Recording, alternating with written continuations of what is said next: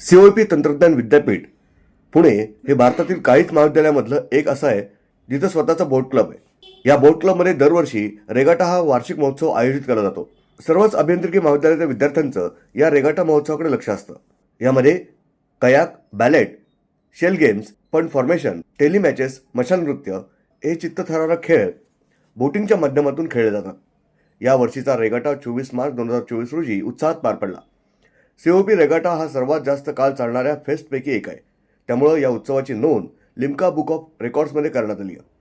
COEP Technological University, formerly known as the College of Engineering Pune, was declared as a unitary public university of the Government of Maharashtra on 21st June 2022. Established in the year 1854, it is one of the top-ranking prestigious institutes in Asia. It has been instrumental in making Pune the Oxford of the East.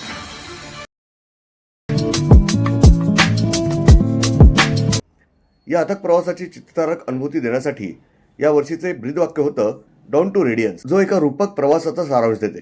पहाटद्वारे दर्शवल्या जाणाऱ्या सुरुवातीच्या टप्प्यापासून ते तेजाकडे वळतानाचा एक सुंदर प्रवास या थीमद्वारे दर्शवला जातो। या कार्यक्रमाला प्रमुख पाहुणे म्हणून स्क्रिप्ट बॉक्सचे संचालक भरत फाटक, एम्फिनॉल इंटरकनेक्टचे मुख्य कार्यकारी अधिकारी रोबोट जॉन उपस्थित होते। या कार्यक्रमाच्या अध्यक्षस्थानी टेक विद्यापीठाचे कुलगुरू डॉक्टर सुनील भिरूड हे उपस्थित होते।